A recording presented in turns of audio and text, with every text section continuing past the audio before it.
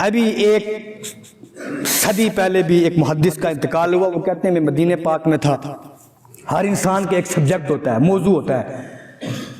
ہم مولوی لوگ ہیں تو ہم کسی لائبریری میں جاتے ہیں، ہم دیکھتے ہیں ہمارے کام کی کون سی کتاب ہے جو فتویٰ لکھیں گے ہمیں کام آئے گی. ایک پراپرٹی ڈیلر ہے نا، وہ جہاں بھی جاتا ہے وہ سوچتا ہے یار یہاں زمینوں کا کیا ریٹ ہوگا. وجہ کیا؟ بری بات نہیں ہے، اس کا پیشہ ہے. وہ ایک انجینئر ہے، وہ کسی بلڈنگ کو دیکھتا ہے نا، وہ دیکھ کے کہتا ہے یار اس میں کتنا میٹیریل لگا ہوگا. ایک نیچر ہے، فطرت ہے انسان کی.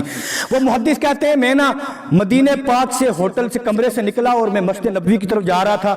جاتے جاتے میرے ذہن میں خیال آیا.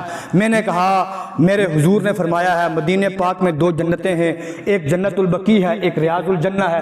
کہتے ہیں میں حضور کی اس حدیث پہ غور کر رہا تھا، غور کرتے کرتے جا رہا تھا. کہتے ہیں ایک بڑھیا بیٹھی ہوئی تھی جس کو نکلتے ہوئے کوئی آدمی 1 ریال پھینکتا تھا، کوئی 50 حلالے پھینکتا تھا، کوئی 2 ریال پھینکتا تھا. وہ بیٹھی ہوئی تھی. کہہ رہے ہیں جب میں خیال دل میں اس حدیث کے بارے میں سوچتا ہوا گزر رہا تھا، محدث تھا، اس کا پیشہ وہی تھا، کام وہی تھا حدیثوں کے بارے میں سوچنا. کہہ رہے ہیں جب پاس سے گزرتا میں سوچتا ہوا نا، کہہ رہے ہیں تھوڑا آگے گیا، اس بوڑھی فقیرنی بھیک مانگنے والی عورت نے آواز دی، کہا تعال ہینا کم ہے، کدھر آ جا واپس. کہہ رہے ہیں میں واپس اس کے پاس گیا.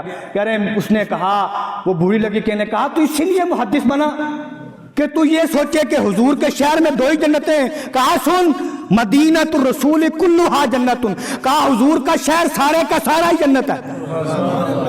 حضور کا شہر سارے کا سارا ہی. میرے حضور کے شہر میں بھیک مانگنے والی بڑھیا کو بھی اتنی عقل ہوتی ہے کہ گزرنے والے محدث کے دل کے حال کو بھی نظر رکھتی ہے کہ یہ کیا سوچ رہا ہے.